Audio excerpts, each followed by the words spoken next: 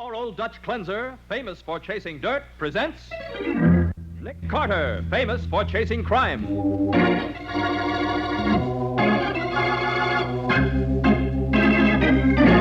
Each week at this time, two great names are joined, as new post-war Old Dutch cleanser brings you one of the most resourceful and daring characters in all detective fiction, Nick Carter, Master Detective.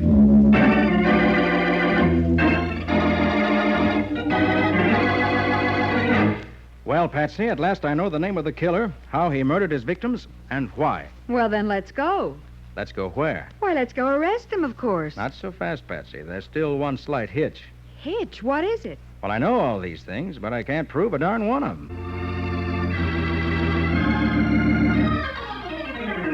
And now, the case of the Salesman of Death. Today's exciting adventure starring Lon Clark as Nick Carter, brought to you by new post-war Old Dutch cleanser.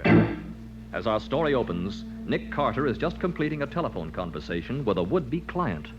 I understand, Mrs. Gordon, but... Yes, but if you don't... All right, Mrs. Gordon, I'll come out right away. That, Patsy, was the rich Mrs. Benjamin Gordon of Park Avenue on Newport. Oh, you mean the one who gives so much money to charity and is mixed up in the East Bay Boys Club? That's the one. Well, what's with her? Seems someone wrote her a threatening letter, so get your hat. She's waiting for us. I've already got it, Nick, but, just what did this mysterious someone threaten Mrs. Gordon with, anyway? Apparently, someone is trying to kill her by prayer.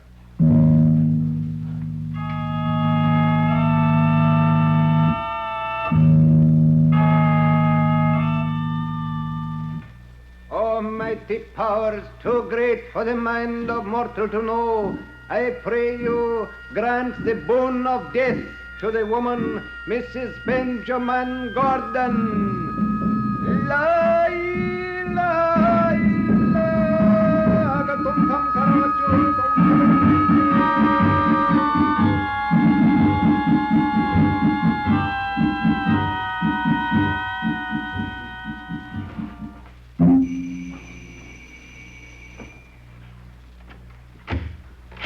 Oh, come in, Mr. Carter. Mrs. Gordon is expecting you. Thank you. I'm Albert Farmer, Mrs. Gordon's secretary.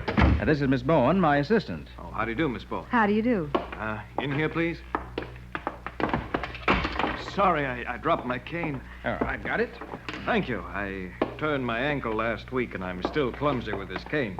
Here, through this door, please. Thank you. Mrs. Gordon, here's Mr. Carter and his assistant, Miss Bowen. How do you do, Mrs. Gordon? How do you do? How do you do? See, Andy, I told you you'd still be alive and kicking when Mr. Carter got here. Be quiet, Blake.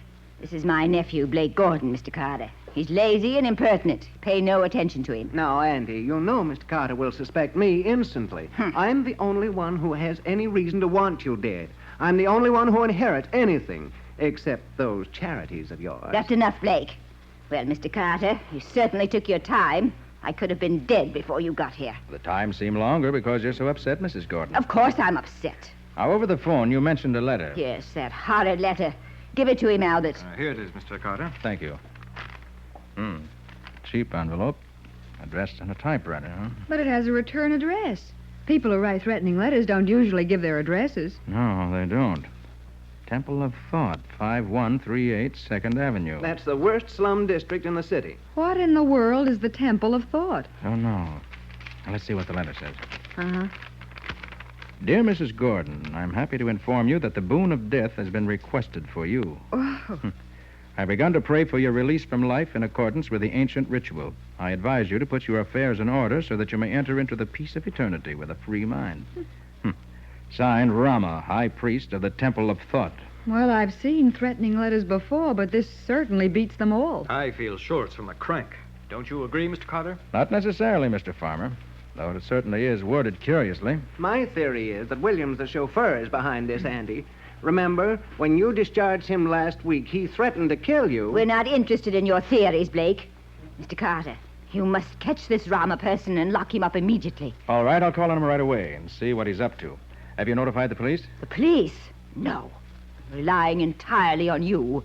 Albert. Yes, Mrs. Gordon. Go upstairs and make sure there are no prowlers lurking about. Certainly, Mrs. Gordon. And I'm going up and lock myself in my room until this Rama person is dealt with. I don't think you're in any real danger, Mrs. Gordon, but Well, it can't do any harm to take precautions. All clear, Mrs. Gordon. Then I'm going upstairs.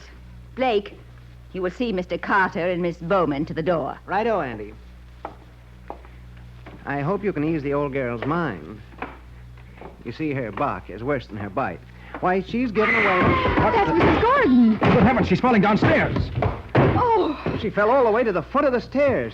she isn't moving, Nick. What is it? What's happened to Mrs. Gordon? She fell down the stairs. Mr. Carter, is she... Sorry, Mr. Gordon. But your aunt is dead.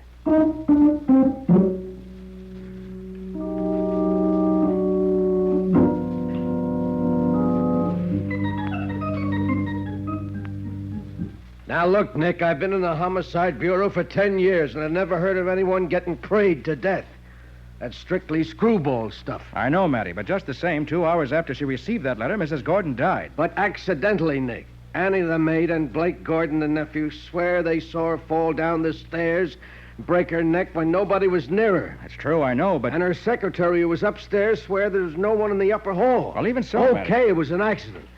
She fainted or had a heart attack. Matty, did you notice that according to the coroner's report, there was a curious bruise on her body, a small round bruise directly over the solar plexus? So what? Naturally, she bruised herself falling downstairs. But she fell backwards. Oh, listen, Nick. All right. Will you... Anyway, I thought you'd want to question this Rama with me. That's why I left Patsy at the office and stopped by for you. Of course, I want to talk to him, but I still say you don't kill people by praying them to death.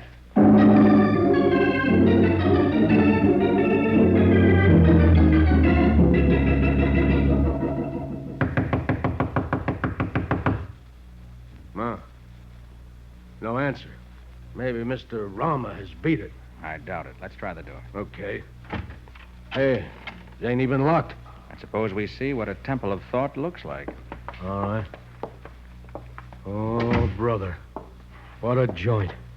You can say that again. An old loft all fixed up with red velvet curtains and funny-looking idols. Somebody certainly likes Oriental incense. You wish to see Rama, high priest of the Temple of Thought? Hey, where did you come from? From behind the curtains. I was meditating and could not answer your knock. You, Rama? I am Rama, and you are the police. What, You have come to question me about the death of Mrs. Benjamin Gordon. Hey, how do you know she's dead? Ain't been announced yet? The spirits arranged for me to be informed. It was I who killed her. Oh, you're admitting it, huh? I am not admitting it. I am stating it. Then you're confessing to murder. Now you are being ridiculous. It is not yet a crime to pray for someone to die. Got us there, Matty. No. I thank you for realizing the obvious. We're not here to charge you with murder. We want information. Rama has no secrets. Then suppose you explain what you're up to, and fast. I am an Oriental mystic. It happens I know a rare and ancient Eastern prayer that frequently brings death within a very short time. You mean So- you're in the business of selling death? Yes, but quite legally. Well, of all the... There are many people who desire someone's death. Sure, but They come to me and pay what they can. I provide the death prayer. I make no guarantee, but if death does not occur within 1 year, I refund the money. It is a simple business transaction. just how many times have you been successful to date? More than you will believe. I will give the names of 6 persons who I have provided with death.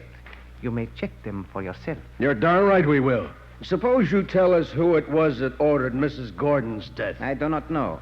What do you mean you don't know? The order came by mail with $500 bills enclosed. 500? The note was composed of words clipped from newspapers and simply asked me to pray for the death of Mrs. Gordon. Uh-huh. So you prayed and she dies? Yes. So the transaction is closed. Why, you ought to be... Pardon me. Hello? Yes, this is Rama speaking. Thank you. I was sure you would be satisfied. I understand. Goodbye. Hey, who was that? That gentleman was the client who ordered Mrs. Gordon's death. What? He said that he is highly pleased with my services and is sending me an order for a second death prayer tomorrow.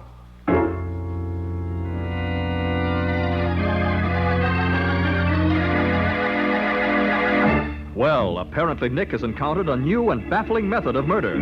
We'll find out more about it in just a moment. Now, back to the case of the Salesman of Death. Today's adventure with Nick Carter, brought to you by new post-war Old Dutch Cleanser. It is the morning after the mysterious death of Mrs. Benjamin Gordon. Nick and Patsy at the office are trying to puzzle out the truth of the case. Nick, could Rammer have had anything to do with Mrs. Gordon's death? Or was it just one of those horrible coincidences that she fell down the stairs? The answer is no to both questions, Patsy. Well, do you suppose Mrs. Gordon's nephew and that maid Annie are lying when they say they saw her fall down the stairs and that nobody was anywhere near her? Well, could be. So far, Blake Gordon is the only person we know who has a motive. Yeah. He gets $100,000 in the old lady's will. And he needs it. Well, he'd get more, except that the rest of her money goes to charity. True. Say, how about that chauffeur Williams Mrs. Gordon fired last week? Well, we're checking on him. Oh. Well, just the same, I can't help believing that Rama may have some kind of strange power. Yes, on the face of it, Rama's powers are very convincing. Only I am not convinced. Well, yesterday he said his client was going to order another death prayer. And if somebody else dies now, then we'll know Rama's on the level. I hope we can see to it that no one else does die. Matty's going to let me know if he gets a report from anybody who... Hey, Nick.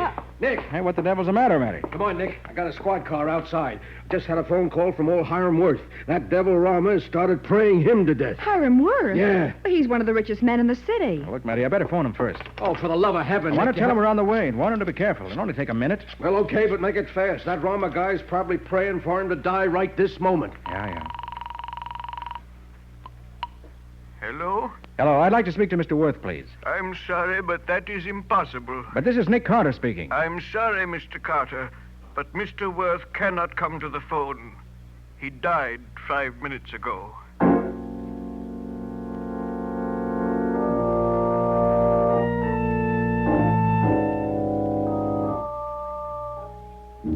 Look, Gibbs, you say that after Mr. Worth read that letter from the High Priest Rama, he phoned Sergeant Matheson and then stayed in his library with you on guard outside. That right? Yes, sir. And no one came near him? No, sir, not a soul.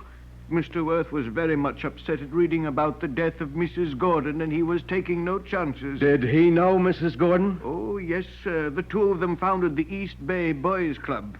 Mr. Worth was chairman of the Board of Governors, and Mrs. Gordon was treasurer. I see. In fact, they had an appointment to meet only today to look into its affairs. They were very disturbed about something. Yeah, well, that's got nothing to do with the fact that they got killed. Now, let's... Not so fast, Matty. What? This East Bay Boys Club seems to be a link between Worth and Mrs. Gordon. The only genuine link we found. Well, sure, but... Well, inasmuch as their deaths must be tied together somehow, maybe it's through this boys' club. I don't see how they could be, Nick. Well, neither do I yet. But, Gibbs, Yes, sir. you didn't leave the house for a single minute. Just long enough to slip outdoors and mail a letter for Mr. Worth. But I wasn't gone more than a minute or so. What was the letter you mailed? Why, this morning, along with the letter from this Rama person, Mr. Worth also received a letter from a Mr. Smith in Raleigh, North Carolina, offering to sell him a rare early American glass bowl at a very good price. Mr. Worth was very keen on early American glassware. So I've heard. Go on, please. Well, he'd been searching for just such a bowl for years. In fact, only last month he wrote Mrs. Gordon, who also collects glassware, asking her to sell him the bowl she owns. She refused. So you see, he was delighted to learn that one was for sale.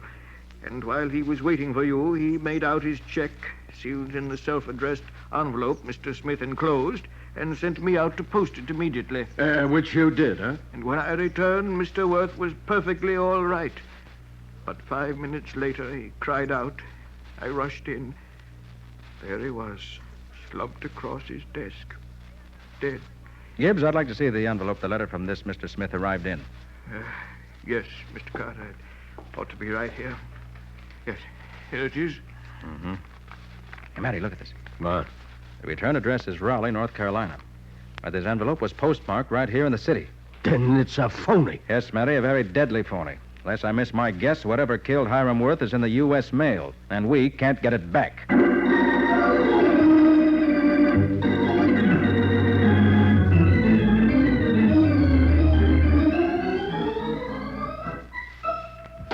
Hi, Patsy.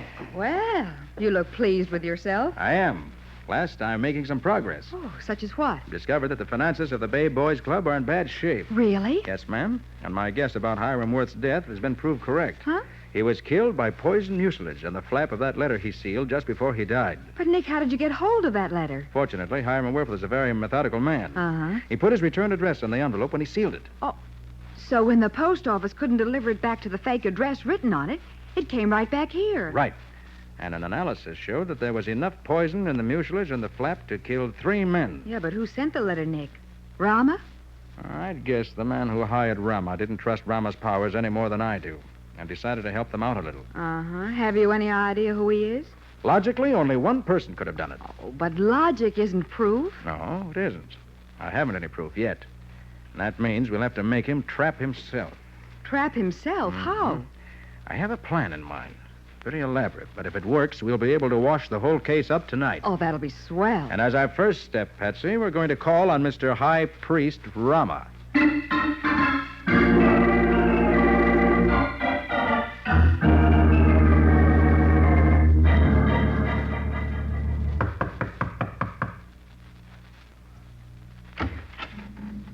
It is Mr. Carter and his attractive assistant. Please to enter the Temple of Thought. Thank you.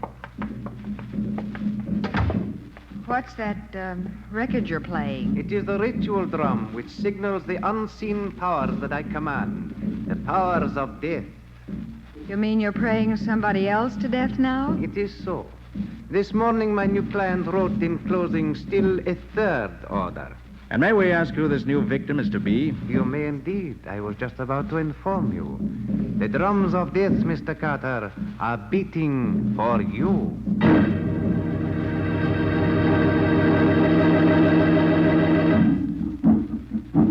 So now Nick himself is to be prayed to death. And when the high priest Rama begins his strange spell, something fatal always happens. We'll find out how Nick evades the deadly fate that has already overtaken at least 2 victims in just a minute.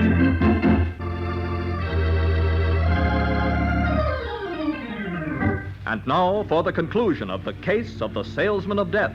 Today's Nick Carter adventure, brought to you by new post-war Old Dutch Cleanser. It is evening, and at Nick's request, everyone connected with the case, including Sergeant Matheson, has gathered at the Temple of Thought. Uneasily, they sit in a circle in the dimly lighted room, while Rama, the mysterious high priest, stands aloof in flowing robes and a fantastic turban. Quiet, everyone, please. Quiet, please. I know you're all wondering why I've asked you to come here. Well, the answer is that one of you is responsible for the deaths of Mrs. Gordon and Mr. Worth. With Rama's help, we're going to punish that person. Before we begin, I want to be sure you're all here of your own free will. First, Mrs. Gordon's nephew, Blake Gordon. Righto, Miss Carter. I haven't been so intrigued in years. Mrs. Gordon's maid, Annie. I said I'd come, and I'm here.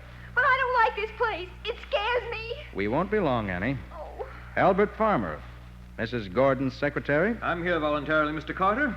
Glad to help out if I can. Ann Gibbs, Mr. Worth's valet. I'm here because you asked me, Mr. Carter. I don't like it, but if it will help avenge Mr. Worth's death, I'll stay. And last, Williams, Mrs. Gordon's former chauffeur. Sure, I'm here my own free will. I shut off my mouth when the old lady fired me, but I never touched the old battle axe.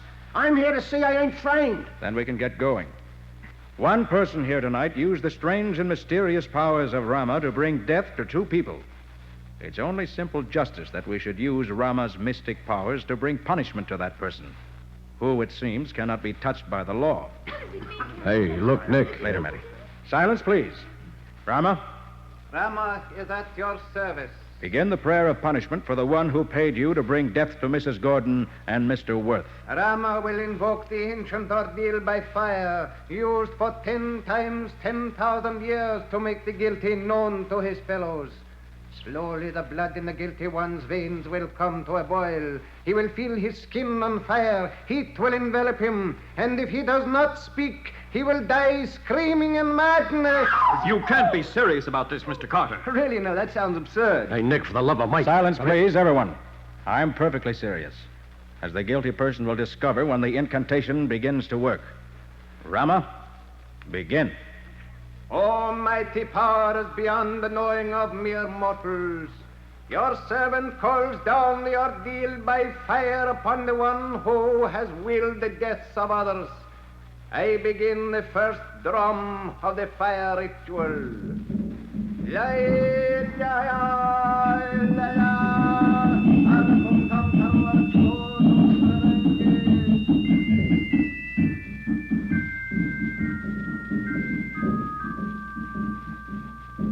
I'm enjoying the music, but nothing seems to be happening. I'm afraid. I want to go home. Hey, you gotta let me out of here. Those drums are giving me the willies. Mr. Carter, I can't stand it much longer. I can't. Silence, everyone. Oh, this is all just a trick of some kind. Stop those drums and let us out of here. Why, Mr. Farmer, you're perspiring badly. Your face is flushed. You feeling too warm? No. No, of course not. But you're trying some kind of trick, and I've had enough. Stop those drums, I say. Rama, stop the drums. Turn on the lights. Rama hears and obeys, but the spell cannot be stopped. Mr. Farmer, your face is streaming with perspiration. Your skin is as red as fire. You sure you don't feel uncomfortably warm? What if I do? You can't fool me. You're up to some hocus pocus. You poisoned me. You're trying to pin this whole thing on me, but you can't do it. You haven't had a thing to eat or drink since you came here. You haven't been poisoned. You've turned the heat on in here. You're all in some kind of a plot. No one else is suffering from the heat. No, Mr. Farmer. Rama's spell is working, and nothing can stop it. Nothing but a confession by the guilty person. You're lying. Rama's just a fake. I looked him up. I know just how big a fake he is. Then why do you feel as if you were on fire? Your skin is burning hot. That proves Rama's spells are no trickery. No, I've used Rama to fool you all from the beginning, but you can't use him to fool me. I won't be tricked into confessing. I won't be... But you have confessed, Farmer. Okay, Matty, put the handcuffs on him.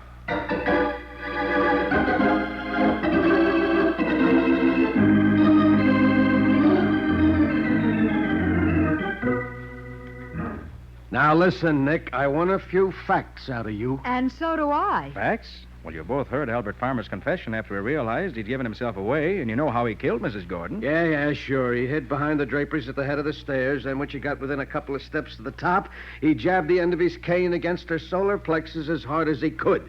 She fell head over heels down the stairs and broke her neck. Uh-huh. And she was in such a position that her nephew and maid who were downstairs couldn't see the cane. That's what made it look like an accident. Okay, that's that. And you already know how Farmer killed Worth with the poisoned envelope. And you also know the motive behind both murders. Well, sure. Albert said they were going to investigate the affairs of the East Bay Boys Club. Yeah, but what did he have to do with the boys' club? Well, think for a minute.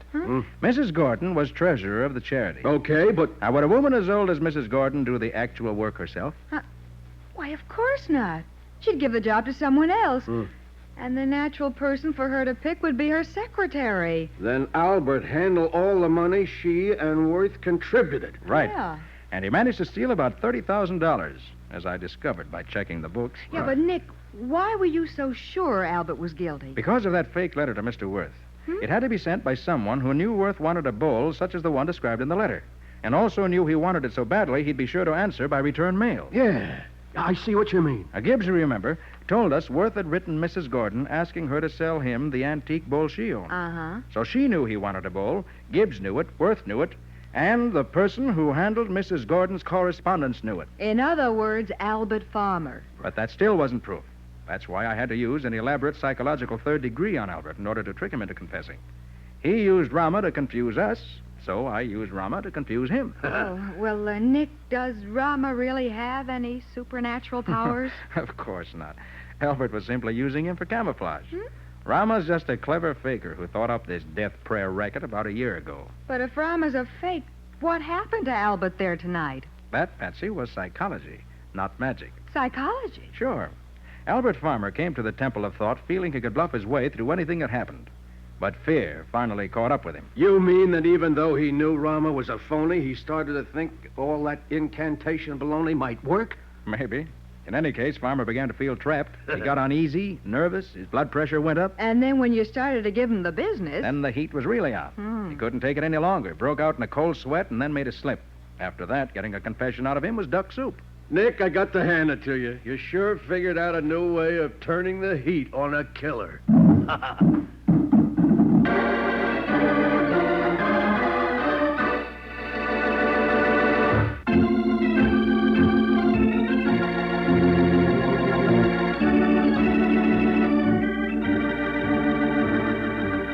Nick Carter, Master Detective, is presented each week at this time by the Cudahy Packing Company. It is produced and directed by Jock McGregor and is copyrighted by Street and Smith Publications, Incorporated. Charlotte Manson is featured as Patsy. Ed Latimer plays Mattie. Today's script was written by Robert J. Arthur. Original music is played by Henry Silverne. This program is fictional, and any resemblance to actual persons, living or dead, is purely coincidental.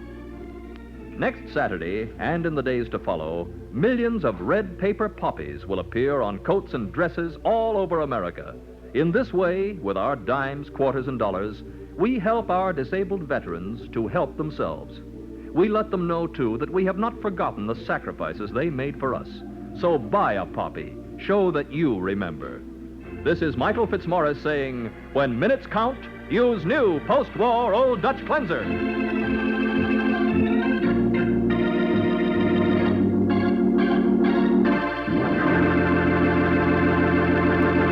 This is the Mutual Broadcasting System.